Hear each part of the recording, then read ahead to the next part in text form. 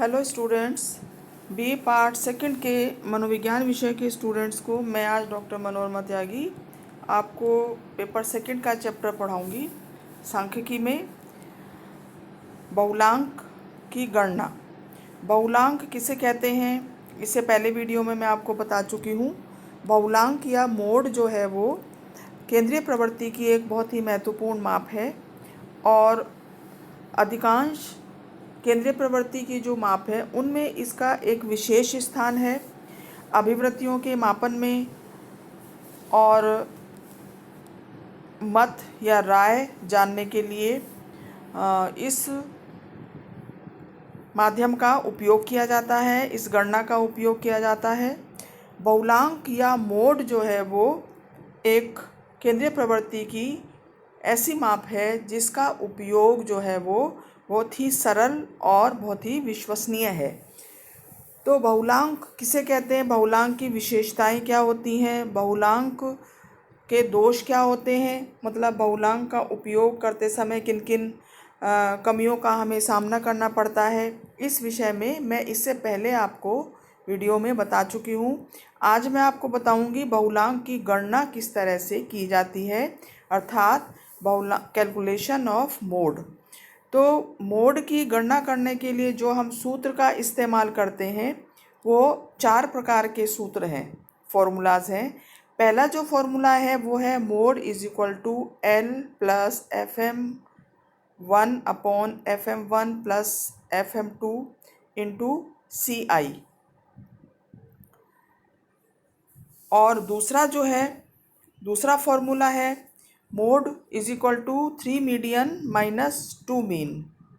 तीसरा फॉर्मूला है L plus F minus F1 upon F minus F1 bracket plus F minus F2। और चौथा जो इसका फॉर्मूला है वो है ग्रुपिंग मेथड या सम्मोहन विधि। तो इसमें जो सबसे सरल जो मेथड है वो पहले वाला मेथड है जो है L plus FM1 upon FM1 plus FM2 into CI। तो इस फॉर्मूले का उपयोग करके हम मोड की गणना करेंगे। अगर हम दूसरे फॉर्मूला का इस्तेमाल करें 3 मीडियन माइनस 2 मीन, तो ये काफ़ी लंबी कैलकुलेशन इसमें हो जाती है, क्योंकि पहले हमें मीन निकालना होगा, मध्यमान, फिर मध्यांक निकालना होगा, उसके बाद इस फॉर्मूले का उपयोग करके हम मोड निकालेंगे। तो इसमें कैलकुलेशन जो है बहुत ज़्यादा हो जाती है और इसलिए हम पहले वाले जो सूत्र है इसका उपयोग करके मोड की गणना करेंगे। तीसरा जो सूत्र है वो भी संक्षिप्त सूत्र है, उसका भी हम उपयोग कर सकते हैं। चौथा जो समूहन या ग्रुपिंग मेथड है, ग्रुपिंग मेथड जो है वो भी मोड का एक अच्छा मेथड है, लेकिन काफ़ी बड़ा है ये भी। तो हम पहला जो फॉर्मूला है mode is equal to L plus FM1 upon FM1 plus FM2 into CI का उपयोग करेंगे यहाँ पर, कि इसको मतलब गणना करने के लिए।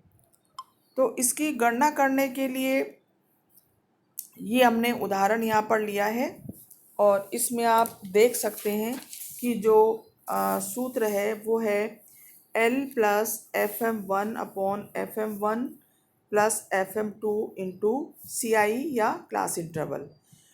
तो अगर इस सूत्र की हम व्याख्या करें तो आरोही क्रम में, आरोही से मतलब है कि जब हमारा जो क्लास इंटरवल है, जो वर्गांतर हैं वो बढ़ते हुए क्रम में होते हैं, जैसे 70 से 79, 80 से 89, 90 से 99, ये आरोही क्रम है। मतलब इसमें जो वर्गांतर हैं वो कम से ज़्यादा की ओर ऊपर चलते हैं, इसको आरोही क्रम कहते हैं। आरोही क्रम में ये सूत्र हम इस्तेमाल करेंगे। अगर क्लास इंटरवल आपके अवरोही क्रम में आते हैं, मतलब ऊपर से लेकर नीचे तक बढ़ते क्रम में होते हैं, तो ऐसे में हमें क्या करना चाहिए, इसकी जो आवृत्ति है वो भी उसी हिसाब से हमें इसको अवरोही से आरोही क्रम में परिवर्तित कर लेना चाहिए। और उसी उसी तरह से जो फ्रीक्वेंसी हैं, जो आवृत्तियां हैं, वो भी परिवर्तित कर लेनी चाहिए। जैसे मान लीजिए ये आपको जो वर्गांतर है इस तरह से दिया हुआ होता कि यहाँ पर ऊपर जो है वो होता 70 से 79, फिर 80 से 89, और नीचे जो है वो 150 से 159 होता। अगर इस तरह का होता तो हम इसको उल्टा कर लेंगे, जैसे कि 70 से 79, क्योंकि उसमें जो कैलकुलेशन है, उसमें जो फॉर्मूला है वो भी फिर चेंज हो जाता है। तो अच्छा ये रहेगा कि आवृत्ति आप जो है, जो वर्गांतर जो है वो आरोही क्रम में लिख लें, अगर आरोही में नहीं आए हैं तो। और फ्रीक्वेंसी भी उस हिसाब से ही लिख लें कि जैसे 150 और 159 की जो फ्रीक्वेंसी है 2, तो 2 जो है वो उसी फ्रीक्वेंसी मतलब वर्गांतर में आनी चाहिए। तो ये करने के बाद अब यहाँ पर क्योंकि हमें पहले से ही आरोही क्रम में वर्गांतर मिले हुए हैं, तो हम क्या करेंगे इसमें, यहाँ पर अगर हम सूत्र देखें तो FM1 का मतलब है FM1 का मान उस वर्गांतर की आवृत्तियों की वह संख्या होती है जो कि आरोही क्रम में लिखे गए आवृत्ति वितरण में सबसे अधिक आवृत्ति वाले वर्गांतर के ठीक ऊपर होती है। कहने का मतलब ये है कि इसमें जो सबसे ज़्यादा वर्गांतर जो आवृत्तियां हैं वो 15 हैं, जैसा कि आप देख सकते हो।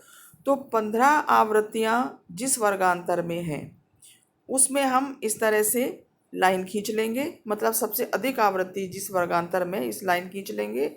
और इस लाइन में FM जो है, ये जो सबसे अधिक आवृत्ति वाले जो ऊपर वाला जो खाना है, जो ऊपर वाली आवृत्तियां हैं वो हमारी FM1 होंगी, और उससे नीचे जो है वो FM2 होगी।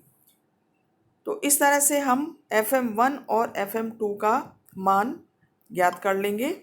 तो FM1 जो है वो जिस वर्गांतर में सबसे ज़्यादा आवृत्तियां होती हैं उस वर्गांतर से ऊपर की जो आवृत्तियां हैं वो FM1 होगी, और नीचे की आवृत्ति जो है वो FM2 होगी। तो यहाँ पे FM1 हो गया आपका 9, FM2 हो गया 7। इसी तरह से FM2 जो है उस वर्गांतर की आवृत्तियों की संख्या होती है जो कि सबसे अधिक आवृत्ति वाले वर्गांतर के ठीक नीचे होता है, जैसे कि यहाँ पर ये 7 है। तो इस आधार पर अब हम सूत्र का इस्तेमाल करेंगे। अब यहाँ पर सूत्र है L से मतलब है निम्नतम सीमा, कि जिस वर्गांतर की सबसे अधिक आवृत्तियां हैं उस वर्गांतर की जो है वो निम्नतम सीमा, और वो वर्गांतर है यहाँ पर 120 से 129।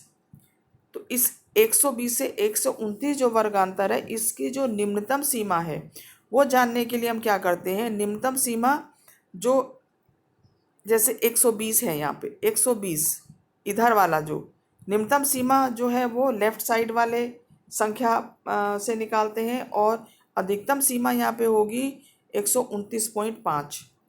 अधिकतम सीमा निकालने के लिए वर्गांतर में 0.5 जोड़ देते हैं, और निम्नतम सीमा निकालने के लिए लेफ़्ट साइड की जो संख्या है उस वर्गांतर की उसमें से 0.5 कम कर देते हैं।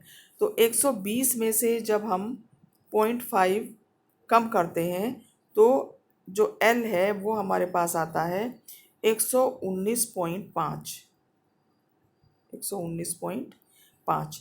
तो ये निम्नतम सीमा हो गई हमारी 19.5 प्लस, उसके बाद आप देखिए कि FM1 हमारा है 9,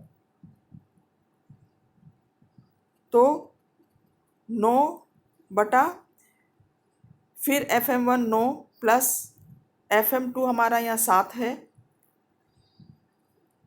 तो 9 प्लस 7 इंटू 10। 10 का मतलब है क्योंकि यहाँ पर जो वर्गांतर है, जो क्लास इंटरवल है, वर्गांतर है, क्लास इंटरवल CI से मतलब है कितना अंतर है एक वर्गांतर में। तो यहाँ पे 10 संख्याओं का अंतर है, तो यहाँ पे आ गया आपका 10 ये। तो अब इसको सॉल्व कर लेंगे।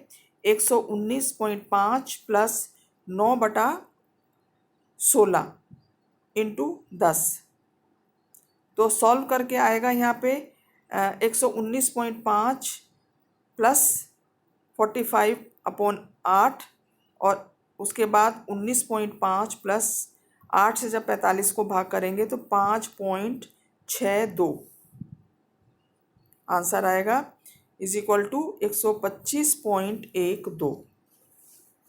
ये हमारा यहाँ पर बहुलांक आ गया। और बहुलांक जो है अब हम देखते हैं 125 कहाँ पर आ रहा है, उसी वर्गांतर में आ रहा है जहाँ पर हमने लाइन खींची थी। इसका मतलब हमारा आंसर सही है। तो इस तरह से हम समूह विधि में हम निकाल सकते हैं मोड। और ये बहुत ही सिंपल एक फॉर्मूला है जिसके आधार पर ये मोड हम निकाल सकते हैं। तो स्टूडेंट, मैं समझती हूँ ये सवाल आपको समझ में आ गया होगा कि बहुलांक जो है वो किस तरह से निकाला जाएगा। और अवरोही क्रम में ऊपर वाली संख्या FM2 होगी।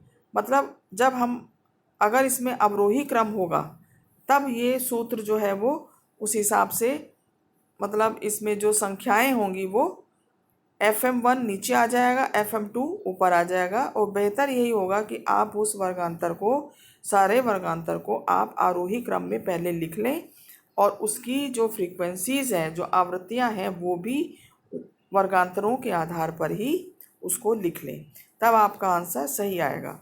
तो स्टूडेंट, मैं समझती हूँ आपको ये सवाल समझ में आ गया होगा। और अब मैं आपको असाइनमेंट दूंगी करने के लिए, सवाल करने के लिए। और आशा करती हूँ आप सवाल करके आप उसको मेरे व्हाट्सएप नंबर पर भेजोगे, जिससे कि मैं बता सकूँ कि आपको समझ में आया है या नहीं, या आपका सवाल सही है या नहीं। तो नेक्स्ट वीडियो में नेक्स्ट टॉपिक के साथ फिर मिलते हैं स्टूडेंट्स। तब तक के लिए thank you so much students.